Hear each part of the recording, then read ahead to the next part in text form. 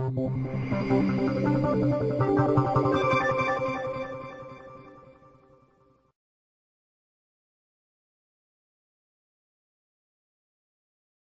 back once again to another session of Judicious. Fill in the blanks is the topic of discussion for today. और इससे related जो चीज़ें हम यहाँ पर कवर करेंगे that will be basically जो एक fill in the blanks questions आते हैं पेपर्स के अंदर, उसके टाइप्स पहले, फिर जितने भी टाइप्स हैं उन सबके एग्जाम्पल्स एक एक, and then we'll straight away move to a practice set. So generally अगर एग्जामिनेशन पॉइंट ऑफ व्यू से देखें तो two types of questions are asked if we talk about fill in the blanks. One is type 1 and the other one is type 2. Type 1 के अंदर एक incomplete sentence होगा जिसको given options में से जो मोस्ट अप्रोप्रिएट फ्रेज होगा उससे फिल करके उसको कंप्लीट करना रहेगा. टाइप 2 में there is going to be an incomplete paragraph जिसमें कि हमें जो ब्लैंक्स हैं उनको भरना है with most appropriate sentences. So you can yourself imagine कि the type 2 questions of fill in the blanks will be lengthier as compared to type 1. Now, if you look at an example of type 1 kind of fill-up questions, तो direction आपके सामने है. We have to pick out the best filler which can complete the given sentence correctly. ठीक है, तो ये section officer के exam में 93 में आया हुआ क्वेश्चन है कि he passed the examination in the first class because he, and then there is a gap, blank है यहाँ पर. तो ऑप्शंस आपके सामने आ गए. Option A says was working hard for it, तो एग्जाम वो पास कर चुका है, ऐसा क्वेश्चन में दिख रहा है. He passed the examination in the first class because he was working hard for it, वो उसके लिए काम कर रहा था, मेहनत कर रहा था. ऑप्शन बी बोलता है had worked hard for it. Tense का थोड़ा सा यहाँ पर इशू है कि उसने उसके लिए कड़ी मेहनत करी थी. ऑप्शन सी बोलता है वर्कड हार्डली फॉर इट, कुछ नहीं करा उसने उसके लिए. और option D says that was hard working for it, वो उसके लिए मेहनती था. तो ये भी कोई लॉजिकल नहीं बन रहा. तो if you look at the correct option जो यहाँ पर आएगा वो आएगा ऑप्शन नंबर बी. तो सेंटेंस कंप्लीट हो जाता है. He pass the examination in the first class because he had worked hard for it. वो एग्जाम पास कर पाया फर्स्ट क्लास से क्योंकि उसने उसके लिए कड़ी मेहनत करी थी. तो that is fine. Option A यहाँ पर इसलिए सही नहीं है क्योंकि उसमें लिखा हुआ है was working hard for it, वो उसके लिए मेहनत अभी भी कर रहा है या था. ये लॉजिकल नहीं है. Had worked hard for it would be the correct answer. Example 2 अगर टाइप 1 का ही देखें तो फिर ऑप्शंस डायरेक्शन ऐसे भी आ सकता है कि choose the correct alternative so as to fill in the blank and make the sentence meaningfully complete. तो एक तो टेंस, ग्रामर के रूल्स वो सब ध्यान में रखने हैं और प्लस मीनिंगफुल भी बनाना है उस सेंटेंस को. तो कॉमन सेंस भी यहाँ पर यूज होगी. इस वाले एग्जाम्पल में वही है. सेंटेंस है he has no money now.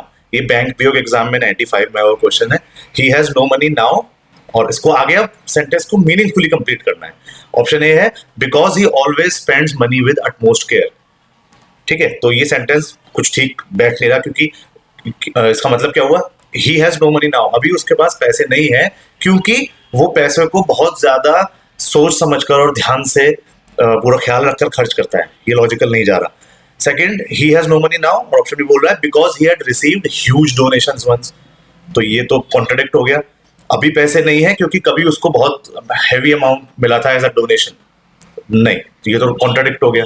तीसरा, because he was very rich once. अभी पैसे नहीं है क्योंकि वो कभी किसी टाइम पे बहुत अमीर था. ये भी लॉजिकल कोई सॉल्यूशन नहीं है इसका. सेंटेंस कंप्लीट नहीं हो रहा. लास्ट वाला अगर हम देखें as he has given up all his wealth, तो यहाँ सेंटेंस पूरा बनता है अभी उसके पास पैसे नहीं है क्योंकि उसने अपनी सारी वेल्थ गिवन अप कर दी, दान दे दी, लोगों में बांट दिया. ठीक है, तो सॉल्यूशन आपके सामने है. लॉजिकली अगर बात करें ऑप्शन ए बी सी वो तो जो गिवन पार्ट हमारा क्वेश्चन है उसको ही कॉन्ट्राडिक्ट कर रहे हैं उस स्टेटमेंट को. ठीक है, तो correct answer is going to be the answer number the option number D. तो इस तरह के क्वेश्चन आते हैं टाइप 1 के अंदर. टाइप 2 का भी अगर एक एग्जाम्पल देख ले तो वो आपके सामने यहाँ पर आ गया. Find out which of the sentences can fill up the gap between the given sentences. मतलब 2 सेंटेंसेस हैं उनके बीच में एक गैप है.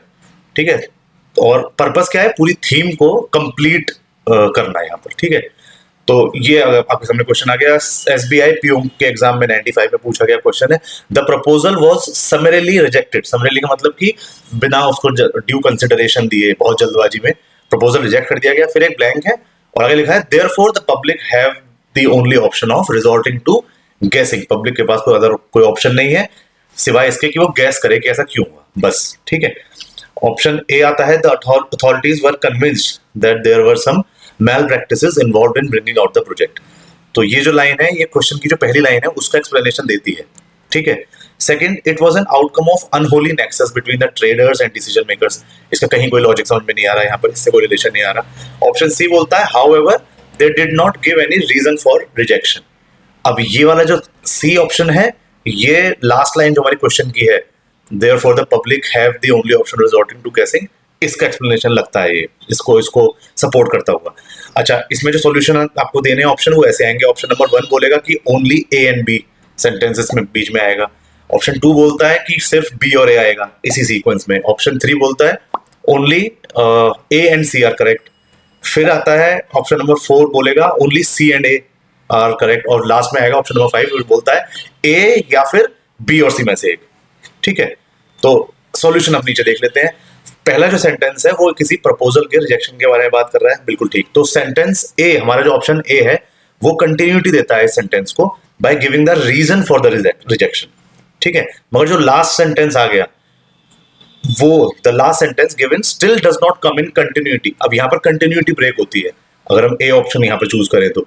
अब सॉल्यूशन की अगर बात करें, जो ऑप्शन सी है जो बोलता है however they did not give any reason for rejection, उन्होंने रिजेक्ट क्यों करा उसका रीजन नहीं दिया। तो ये बात लॉजिकल लग रही है। इसके बाद वाला जो सेंटेंस आ जाएगा क्वेश्चन का, लास्ट लाइन पढ़ लीजिए, therefore the public have the only option of resorting to guessing, यानी कि ठीक है, उन्होंने रिजेक्ट क्यों करा वो प्रपोजल, उसका रीजन नहीं दिया, यही तो ऑप्शन सी बोल रहा है। इसीलिए पब्लिक को गैसिंग का सहारा लेना पड़ा। तो इसलिए द मोस्ट अप्रोप्रिएट फिलर जो यहाँ पर आ रहा है और इसी ऑर्डर में, वो है ए और सी दोनों। ए इसलिए क्योंकि वो क्वेश्चन के पहले वाले पार्ट को सपोर्ट कर रहा है, और सी इसलिए कि वो क्वेश्चन के लास्ट वाला जो पार्ट है, लास्ट जो लाइन है, उसको सपोर्ट करता है, ठीक है। तो इसलिए अगर हम ऑप्शन वाइज देखें तो हमारा आंसर यहाँ पर थर्ड ऑप्शन हमारा करेक्ट रहेगा, क्योंकि वो बोलता है ओनली ए एंड सी, इसी सीक्वेंस में ही आएंगे। तो इस तरीके से हमें ये करना होगा, ठीक है। तो स्टार्ट कर लेते हैं सीधा with the practice set. Direction क्या है, हर एक क्वेश्चन के अंदर एक इनकम्प्लीट स्टेटमेंट है, जिसके बाद कुछ फिलर्स हैं, हमें बेस्ट चूज करना है। उसके ऊपर बेस जो होगा, ग्रामर को भी ध्यान में रखना है, कॉमन सेंस को भी, लॉजिक को भी, और मीनिंगफुल यूज सेंटेंस को कंप्लीट करना है, जैसे भी हमने एग्जांपल्स में भी किया। Now he tames animals because, ये बैंक पीओ के 95 के एग्जाम में आया है। वो जानवरों को पालतू बनाता है या उनको ट्रेनिंग देता है क्योंकि ही सेल्डम लव्स देम, वो उन्हें वो ज्यादा प्यार नहीं करता, उन्हें अच्छे नहीं लगते, या फिर वो उनसे डरता है। Is fond of them, hates them, या फिर wants to set them free. तो ही टेम्स एनिमल्स बिकॉज अगर उनको वो लव नहीं करेगा तो क्या मतलब ही नहीं ट्रेनिंग करने का, उनसे डरेगा तो कैसे ट्रेनिंग कर पाएगा। हाँ, ऑप्शन सी समझ में आता है कि वो जानवरों से अच्छे लगते हैं, इसलिए वो उनको ट्रेनिंग देता है, पालतू बनाने की कोशिश करता है। तो ऑप्शन यहाँ पर C is going to be correct. अब आते हैं question number 2। His mother is so poor, SSC 93 में आया हुआ एक क्वेश्चन है। His mother is so poor to send him to school because she will not work to get medical help for his father, या फिर that she can not buy food for him. तो his mother is so poor that she can not buy food for him is going to be the correct answer over here. वो उसकी mother इतनी गरीब है, आप that के बाद आगे वाला सेंटेंस पूरा कंप्लीट हो जाएगा। दैट का भी बहुत बड़ा फैक्टर है यहाँ पर, that she can not buy food for him, इतनी गरीब है कि वो उसके लिए खाना भी नहीं खरीद सकती, ठीक है। फिर आगे क्वेश्चन नंबर 3, ये क्वेश्चन आंसर फॉर्मेट में है। Can you lend me a pencil please. ये कोई व्यक्ति किसी दूसरे इंसान से पेंसिल मांग रहा है बोरो करने के लिए, यहाँ पर उसका पर्पज है। आगे जो ब्लैंक है वो इसका आंसर होगा। Yes you can, yes here you, yes here, या फिर यस हेयर इट इज, ठीक है। तो जनरली जो है हमारा कॉमन पैरेलल्स में बातचीत में ऑप्शन डी आएगा, यस हेयर इट इज। वो पूछ रहा है कि क्या मुझे पेंसिल दे सकते हो, हाँ ये रही, ऐसे करके उसने उसको पेंसिल दे दिया। तो सॉल्यूशन यहाँ पर डी रहेगा। Next question, Johnny where are you, पूछा जा रहा है क्वेश्चन, और उसका आंसर जॉनी दे रहा है कि ब्लैंक और फिर up this tree. Here I am, here am I, there I am, या देयर एम आई। तो हेयर आई एम, मैं यहाँ हूँ, मैं वहां हूँ ऐसे नहीं बोलते, मैं यहाँ हूँ, राइट। तो सॉल्यूशन ए यहाँ पर सही रहेगा। सेक्शन ऑफिसर 93 में के एग्जाम में पूछा गया क्वेश्चन। फिर how much a man earns is as important as, PSRB 96 में पूछा गया क्वेश्चन है।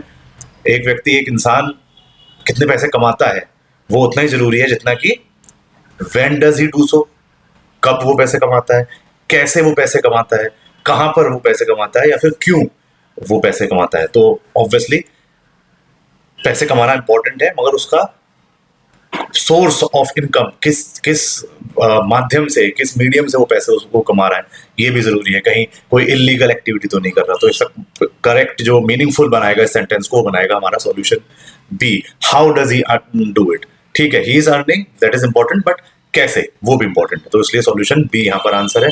Next question, one of you must help me, आगे ब्लैंक है, shan't you, won't you, won't you, या फिर मस्ट नॉट यू का ही शॉर्ट फॉर्म में लिखा हुआ है।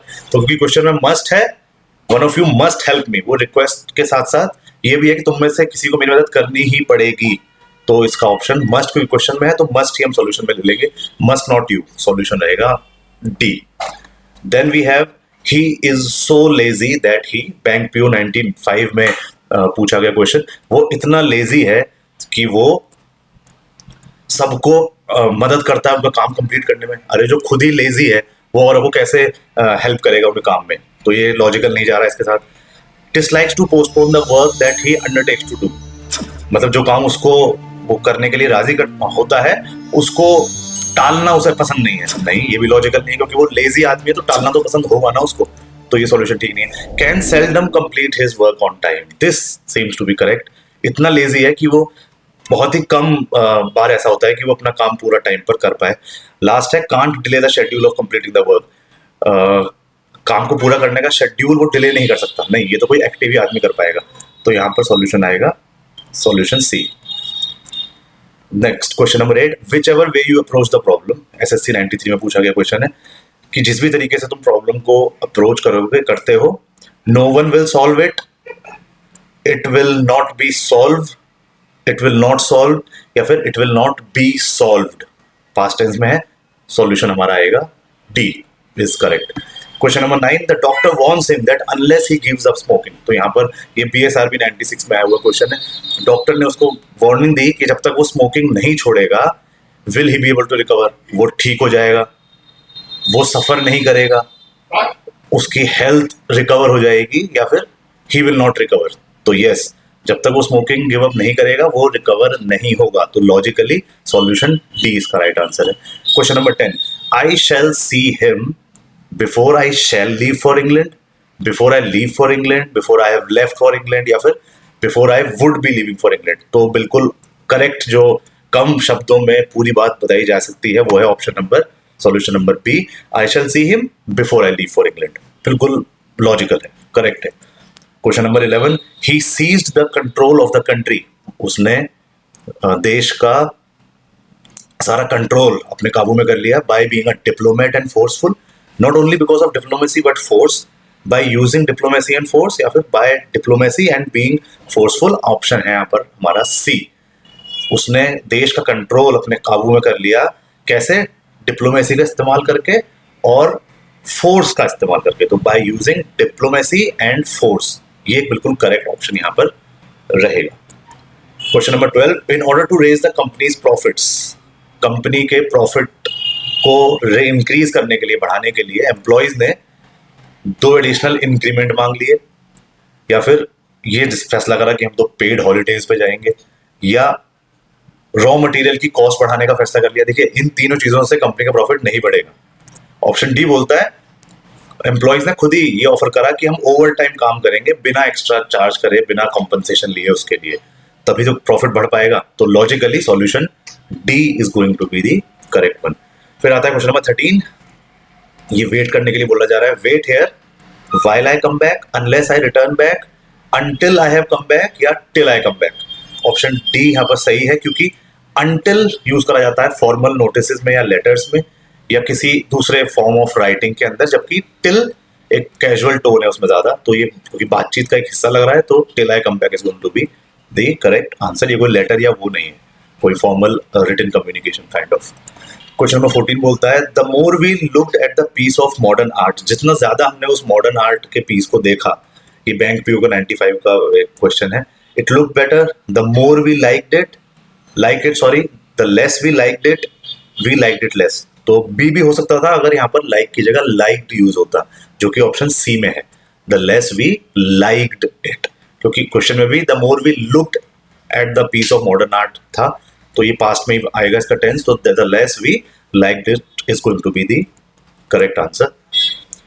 Question number 15, unless you work hard, जब तक आप कड़ी मेहनत नहीं करेंगे, you ought to be successful, you be not successful, you are not being successful, या you will not be successful. तो ऑप्शन डी यस बिल्कुल करेक्ट है, जब तक आप कड़ी मेहनत नहीं करेंगे आप सफल नहीं हो सकते, you will not be successful.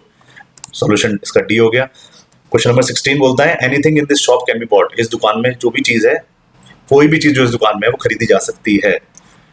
Can't we, can't it, can't all या कांट एनीथिंग, क्योंकि चीज की बात कर रहे हैं तो एनीथिंग ऑप्शन में जरूरी नहीं है, इट से ही काम चल जाएगा, दैट विल सफाइस। सॉल्यूशन रहेगा B, anything in this shop can be bought, can't it, बिल्कुल सही है। क्वेश्चन नंबर 17, ब्लैंक पहले आ गया, I would not have help such an ungrateful man, मैं ऐसे अनग्रेटफुल आदमी की हेल्प नहीं करता। पहला जो ऑप्शन है वो है had I asked him for his help, had I asked him for his help, अगर मैंने उससे मदद के लिए मांगा होता तो I would not have help such an ungrateful man, logical नहीं है। दो he did not deserve any help at all, हालांकि वो कोई हेल्प डिजर्व नहीं करता, I would not have help such an, मैं उसकी हेल्प नहीं करता, ये भी लॉजिकल नहीं जा रहा। Had I been in your place, अगर मैं आपकी जगह पर होता तो मैं ऐसे अनग्रेटफुल आदमी की मदद नहीं करता, यस ये मुझे ठीक लग रहा है। डी क्या है, इवन आफ्टर नोइंग दैट, ये जानने के बाद भी वो कि वो अनग्रेटफुल है, I would not have help, नहीं ये भी लॉजिकल नहीं है। अगर क्वेश्चन में चेंजेस होते तो ये शायद ठीक माना जाता, मगर अभी यहाँ पर सॉल्यूशन सी बिल्कुल करेक्ट बैठता है यहाँ पर, कि अगर मैं आपकी जगह पर होता तो मैं ऐसे अनग्रेटफुल आदमी की हेल्प नहीं करता। Question number 18, I shall not be late for dinner, मैं डिनर के लिए लेट नहीं होऊंगा, स्टेनोग्राफर्स एग्जाम 94 में आया हुआ क्वेश्चन है। ऑप्शन है if the train is late, unless the train is late, unless the train will be late, या unless the train will not be late. तो मैं डिनर के लिए लेट नहीं होऊंगा, अनलेस द, अगर जब तक कि हाँ ट्रेन ही लेट ना हो जाए, तो सॉल्यूशन बी हमारा बिल्कुल ठीक है, unless the train is late, ठीक है। Question number 19, to succeed in a difficult task, किसी कठिन कार्य में सफल होने के लिए one needs to be persistent is needed, you need a person of persistent, या one needs to be persistent. Option D बिल्कुल करेक्ट है यहाँ पर, to succeed in a difficult task one needs to be persistent, ये किसी व्यक्ति की बात हो रही है, परसिस्टेंस एक क्वालिटी हो सकती है, ठीक है, तो ऑप्शन डी यहाँ पर करेक्ट है। Question number 20, it is unfortunate that, bank PO 95 में आया क्वेश्चन है, you lost your purse, you have lost your purse, you lose your purse, you purse was lost, तो ग्रामेटिकली दिख रहा है गलत है ये, तो ऑप्शन ए हमारा बिल्कुल करेक्ट है, it is unfortunate that you lost your purse, बिल्कुल। अब यहाँ पर वर्ड यूजेज भी देखा जा रहा है कि कितने एक्स्ट्रा वर्ड्स भी यहाँ पर हमें जो है वो यूज नहीं करने। In cultivating team spirit one should not forget the importance of discipline, blank आ गया, ये टाइप 2 का है बेसिकली क्वेश्चन है ना। It is the duty of all the members of the team to observe discipline in its proper perspective, bank PO 94। Option A, a proper team spirit can seldom be based on discipline, ये तो sentence ही गलत लग रहा है कि एक अच्छी team spirit कभी कभार ही, बहुत ही कम ऐसा होता है कि वो डिसिप्लिन के ऊपर बेस्ड हो, नहीं। It is a well known fact that team spirit and discipline can never go hand in hand, नहीं ये गलत बोल रहा है, ऐसा तो कहीं नहीं लिखा कि टीम स्पिरिट और डिसिप्लिन साथ साथ नहीं चल सकते। Option C, discipline in its right perspective would mean sacrificing self to some extent, ये हो सकता है कि अगर डिसिप्लिन के हम सही मायनों में बात करें तो हो सकता है कि उसका कहीं पर थोड़ा सा ये भी एलिमेंट हो कि खुद का, अपने आप को सेक्रीफाइस करना पड़े, अपने इंटरेस्ट को छोड़ना पड़े टीम के लिए कुछ हद तक, तो ये सेंटेंस ठीक लग रहा है। ऑप्शन आ गए, 1 बोलता है A and B only, option 2 बोलता है B and C only, option 3 बोलता है सी ओनली, ऑप्शन 4 बोलता है या तो ए और बी में से एक, ऑप्शन 5 बोलता है कोई सा भी नहीं, तो ए और बी तो सेंटेंस ही गलत है, ठीक है। ऑप्शन नंबर 3 बोल रहा है सी ओनली, तो यस वही इसका सॉल्यूशन रहेगा। ये इस बीच में आएगा सेंटेंस के, दोनों सेंटेंस के बीच में ऑप्शन सी आ जाएगा, तो ये पूरा थीम का मीनिंग कंप्लीट हो जाता है। Question number 22, it is good to remember that we won our struggle for freedom in a unique manner. Okay, ये अच्छा है ये याद करना कि हम अपना आज़ादी का जो हमने संघर्ष करा वो एक नायाब तरीके से हमने करा, अहिंसा पूर्वक तरीके से करा। फिर आ गया ब्लैंक, आगे सेंटेंस है, but it is not good for diplomats to talk about this always, और ये अच्छा नहीं है कि बार बार वो इसी बात को रिपीट करते रहे, हमेशा इसी बारे में बात करें। बैंक पीओ 95-4 में आया क्वेश्चन है। ऑप्शन ए बोलता है it is also good that our diplomats repeatedly make this known to the world people world over. हाँ, ये ठीक है। ये बात कि हमने आज़ादी एक नायाब तरीके से पाई, इसको हमारे डिप्लोमेट्स, हमारे जो नेता हैं, वो विश्व भर के लोगों को बार बार याद दिलाते हैं, तो ये ठीक है। Option B, it is also good to remember that in some ways our foreign policy is unique. ये फॉरेन पॉलिसी का किसके साथ जा नहीं रहा, अटपटा सा लग रहा है ये, उसकी तो बात ही नहीं कर रहे थे फॉरेन पॉलिसी।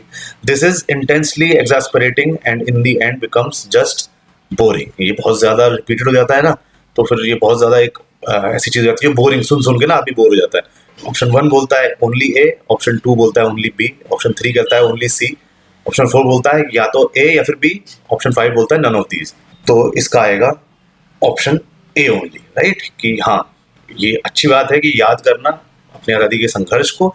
ये भी अच्छा है कि हमारे राजनेता इस बारे में लोगों को बार बार बताएं, मगर हमेशा ही इस बारे में बात करेंगे तो फिर वो ठीक नहीं है। तो बिल्कुल ठीक, सॉल्यूशन 1 आ गया यहाँ पर। Question number 23, forest are gifts of nature. ठीक है, एक ब्लैंक है यहाँ पर।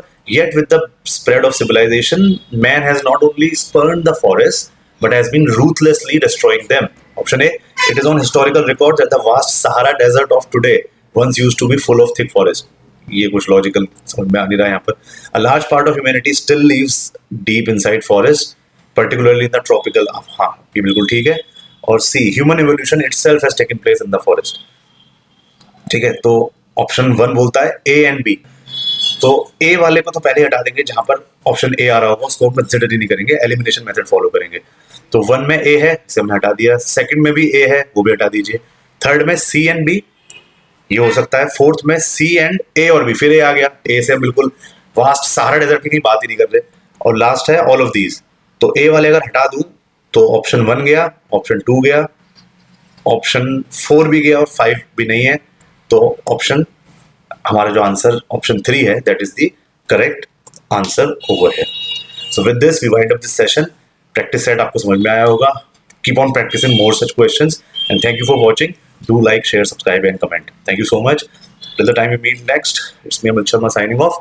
Thank you, bye bye and take care. Stay blessed.